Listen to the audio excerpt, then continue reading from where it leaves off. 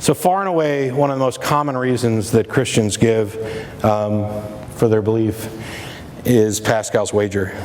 I expected a little bit of a groan, and it's deserved. So, and I apologize, I tend to talk kind of fast anyway. Does anybody not understand how deeply flawed Pascal's wager is? Or does anybody not even know what Pascal's wager is? That's, by the way, the other thing that I should mention right from the beginning. I don't know. I don't know is the best damn thing you can say, followed by, let me go see if I can find out. People write me all the time, hey, I got kids. I'm concerned about how I'm going to raise them. You know, should I raise them this way? Should I do this? Should I send them to public schools? Should I send them to religious schools? You know, I'm worried that they're going to grow up around, a parent or somebody else who's Christian. Hey, teach your kids. I don't know. Let's see if we can go find out. Love your kids. Be honest with them. They have questions. Say you don't know. And then say, let's go find out. You can't do anything better to encourage discovery and inquiry than that. That's the way I think, the schools should run across the board. Pascal's wager came from Blaise Pascal, a mathematician who fancied himself a bit of a theologian. And in a nutshell, it is a cost-benefit analysis that says, hey, if I do believe in this God, and it turns out to be real, I go to heaven, and if he turns out to not be real, nothing happens. And if I don't believe in this God, and he turns out to be real, I go to hell. And if I don't believe in him, and he doesn't exist, nothing happens. Therefore, the cost-benefit analysis is really simple. I'm just going to believe. And you're stupid not to. Pascal's wager is flawed because it begins with a false dichotomy. It sets up a particular version of Christianity and atheism as the only two prongs of the dilemma, ignoring Judaism, Islam, Buddhism, Hinduism, Islam, Jain, Sikhism, Rastafarianism, Pastafarianism, whatever. Throw in an ism and it has been ignored. It's ignoring every other afterlife claim. By the way, this is, and I'll get back into this in a second, and somebody needs to keep me posted on time. Yeah, but I mean, like how much time? But I get emails all the time from people who say, I'm an atheist, but I can't get over this fear of hell. I got one yesterday morning. It still just really drives me crazy. I've been up here 37 minutes? What? You've been up here 37 minutes. Are you kidding? You guys are in for a long haul. All right. They talk about how they're still afraid of hell. I didn't have that problem. I've tried to explain it as best I can. Once I came to the realization that I hadn't spent 1 second worrying about any other religion's hell, any fear I had of the hell from the religion I was raised in evaporated. I know that's not easy for everybody else to do, but that's the best answer I've been able to come up with to the people who are still struggling with the remnants of the psychological abuse that religion inflicts upon people. The other things that are wrong with Pascal's wager, it presumes that belief is a choice in a simple sense, that one can simply choose to believe. That is something that I reject wholeheartedly. I find it absolutely absurd, and I don't have time to explain why. It presumes that God can either be fooled by insincere belief, something that I think most people would consider kind of stupid. Hey, oh yeah, this God guy, I believed, didn't you? I really did. It presumes that belief will result in better behavior, or that behavior will be rewarded. It is a safe bet belief, as if acting as if you believe will eventually lead to true belief. As Aaron was talking about before, just keep telling yourself it's Jesus and you'll believe it's Jesus. That's a bit of Pascal's wager. How many people are familiar with Kirk Cameron, Ray Comfort's goofy sidekick, who used to be on Growing Pains? And now stars in Christian propaganda. He has this thing where he says, I used to be a devout atheist. If there was such a thing as a devout atheist, I'm that guy, and he was never that. But I'm not even sure what he means by devout atheist, because I didn't get the handbook. He says that his epiphany came when he realized, what if I'm wrong? Really? You were a devout atheist. I mean, I'm not quite sure that you and I mean the same thing by that term, but you were a committed atheist. And one day you said, what if I'm wrong? And that was it. I say that 2 or 3 times a day. I'm usually not wrong, except in assuming that I was wrong, but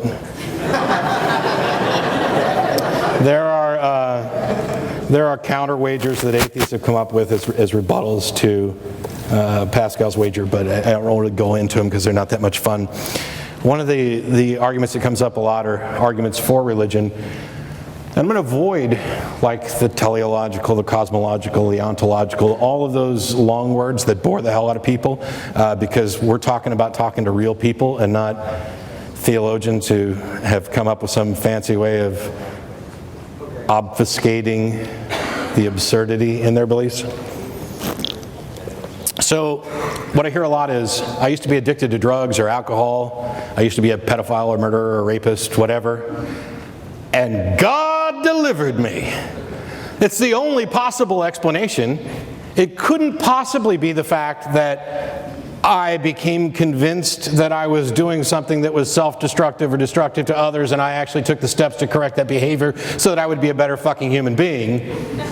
God did it. The problem is, they don't realize that. I have gone after Alcoholics Anonymous, I don't care, I don't know how many times, because they begin with this, I'm helpless to fix my problems, I must admit that I'm powerless to admit with regard to my problems, and I must seek out the assistance of a higher power. I might have got those a little wrong because I haven't ever been in the 12-step program, but I'm working on it, because margaritas later tonight. And what I say to the people who say that, because in a way that's a nothing you can say will change my mind argument. This is something I've directly experienced. My life has been transformed by the one and only true risen Savior. I've said that before and meant it, so I know where they're coming from. Congratulations on recovering from your addiction or your aberration or whatever it was. I am sincerely happy that you are no longer a danger to yourself or others. Now please explain why you want to give credit to religion. Because I'd like you to take the credit for doing it yourself, and I'll tell you why. It's not because I'm angry at God or I'm angry at religion or I don't want religion to get credit for doing good things. Religions have done plenty of good things. Wait, stop, scratch that, that's false. People have done good things and credited religion with those things.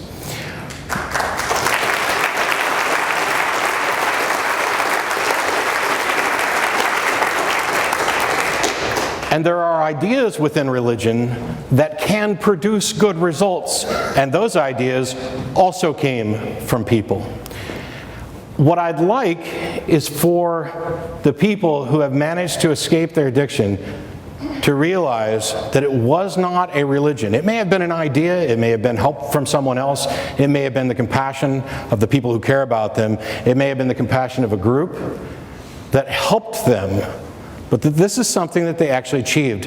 And there's an important reason, it has nothing to do with hating religion.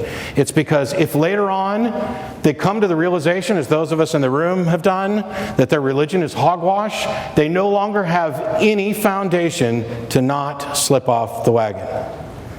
If you build your life on nonsense, when that nonsense crumbles, your life is in jeopardy. And if you think the only thing that's keeping you sober is the loving hand of Jesus keeping the cap on the bottle, as soon as you stop believing in Jesus, you are potentially screwed. We have to teach people, we have to do better. I mean, I'm not saying that this is something that is simple to get across to people. We have to better educate people across the board. We have to realize that if we're going to understand addictions, we want to first actually investigate them and try to understand things at the level of the brain and not the level of the immaterial soul or the sinful nature or the reprobate person who has been taken over by demons. We have to focus on reality. I'm part of the reality-based community. The people who claim their life have been improved by religion are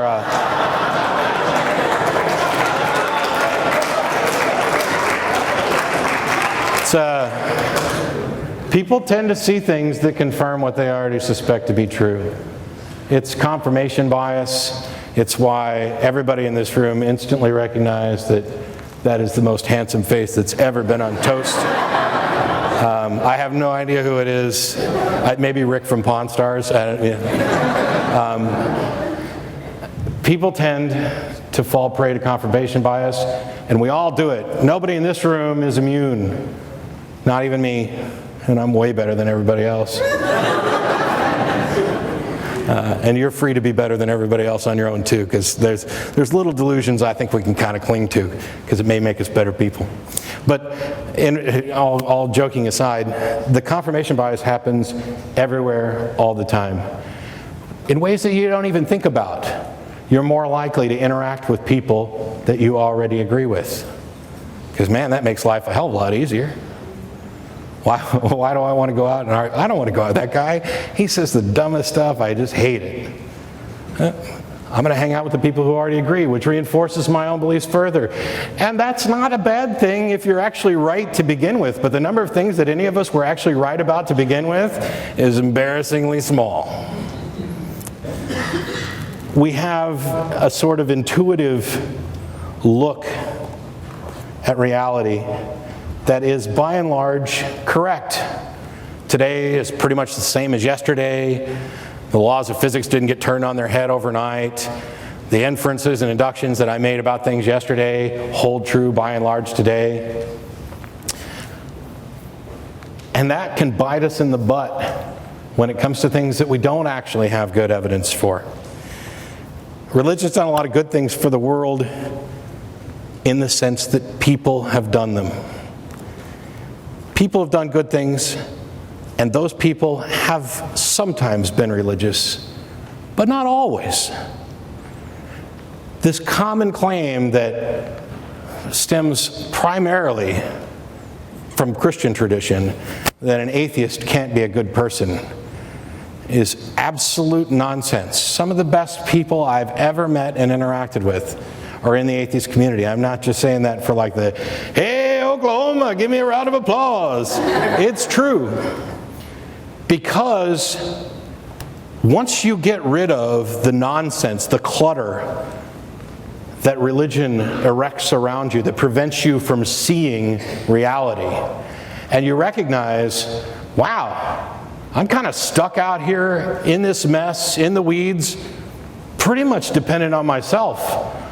All of a sudden your interactions with other people, by and large, tend to improve. Your appreciation of the wonder of reality increases, because a simple little thing like a flower can be beautiful on its own without the idea that some God made it.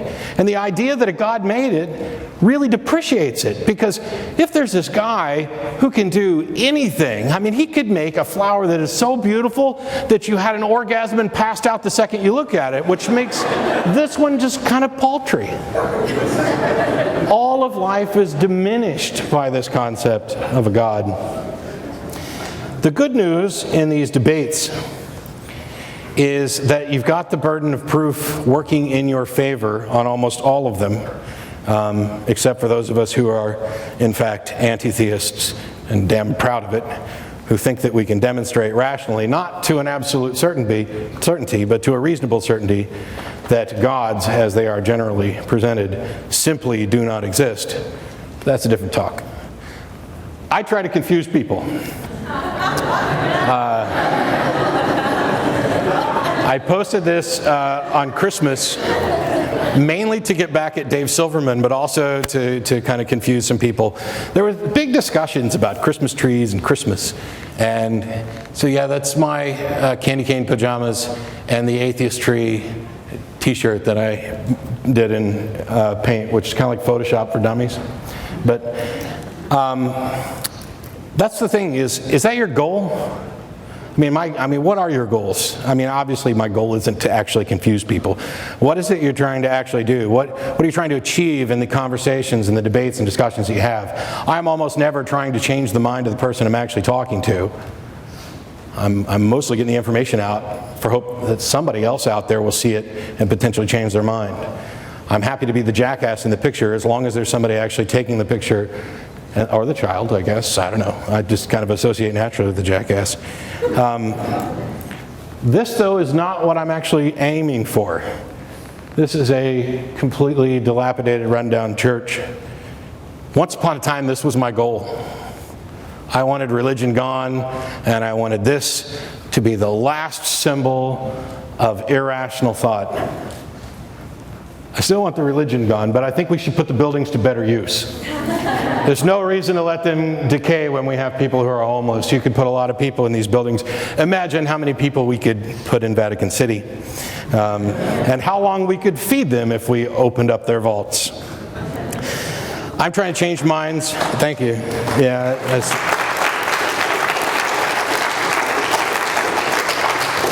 I would say I stole that from Sarah Silverman, but I think she might have stole it from me. But so this isn't my goal anymore, but I am trying to change minds in every way, and I'm not willing to compromise. I'm not willing to pretend that just because we're all entitled to our beliefs, that all beliefs are necessarily equivalent. Some beliefs, or that some beliefs should be considered above criticism. Nobody's beliefs are, not mine, not anybody else's. So what do I believe? Well, it's pretty clear what he believes. If you can't read it, it says, "In God I truck" on the back of that, along with Bible verses. So what do I believe? I believe that we're experiencing a common reality. I could be wrong. We could be brains in vats or in a matrix or whatever, but there seems to be no way to demonstrate this and nothing we could do about it if it were found to be true. We're forced to operate by the rules of the reality we experience, and if I suddenly fall into solipsism and convinced that you're all somehow figments of my imagination, that doesn't change the fact that my actions still have consequences within the scope of that. I believe that the scientific method, the investigation of ideas by means of reason and evidence, is the single most reliable method of discerning reality from fantasy. If some other way of knowing exists, it needs to be explained, understood, and must demonstrate its effectiveness and reliability. And I'm curious as to how it could do that without using the scientific method. I believe that the ability to make good decisions is necessarily dependent on the ability to distinguish the real from the unreal. Because of this, holding as many true beliefs and as few false beliefs about reality is my goal. Seems like the best foundation to make sure that your decisions actually map to reality. I believe that possibility is a great tool for tuning our creativity. So I'm a fan of science fiction. I'm a fan of exploration. I'm a fan of curiosity. I'm not about rigid answers. But I also believe that there are truths, because I believe we're in this reality, and that certain things are in fact true, unquestionable, well, not unquestionably, but after investigation, they are definitively true. They are demonstrably true. I believe that no idea is beyond question or criticism. I believe that some ideas are in fact ridiculous. Our understanding of reality requires this, that some propositions so greatly contradict our understanding of reality that they must be considered absurd or ridiculous or impossibility. And I believe that the claims of the religious are among those. I believe that beliefs matter because beliefs inform our actions. Our actions have consequences for ourselves, for those around us, consequences we can't always see, consequences we can't even begin to see, that we start something rolling and we don't know necessarily where it'll end up. And so our best course of action is to look around at the world and say, what would the world be like if everybody did this? I think by and large, most of my actions are consistent with that. What would the world be like if everybody did this? There are still some things I do that would make a pretty crappy world if everybody did it, and I'm working to correct them.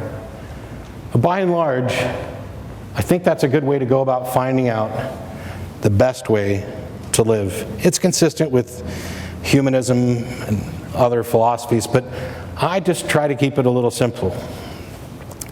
I don't know how much time I got left because I got emails and other stuff. Okay. Well, you never know. If you need to stretch or something, you can give a standing ovation at some point, just randomly, and then sit back down. Here's an email I got says, I enjoy watching your show via the internet in my free time.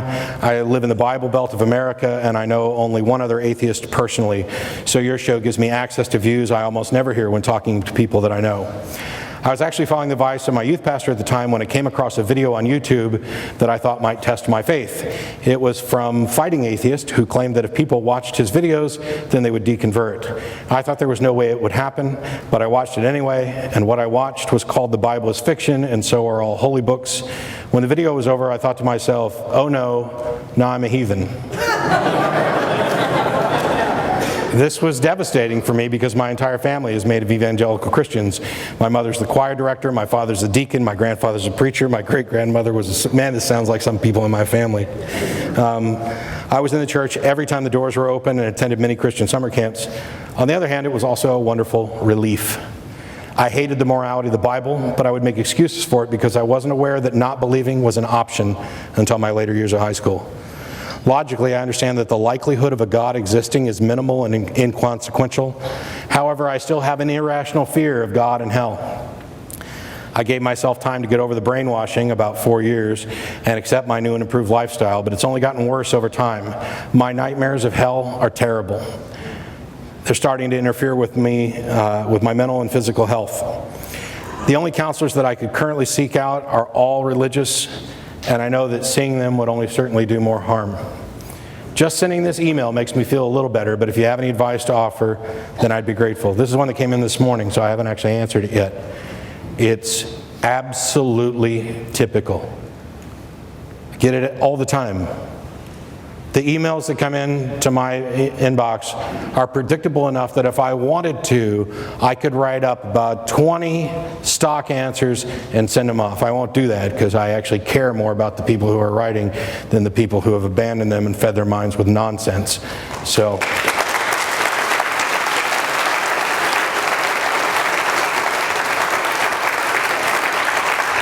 This is one that I kind of chuckle at.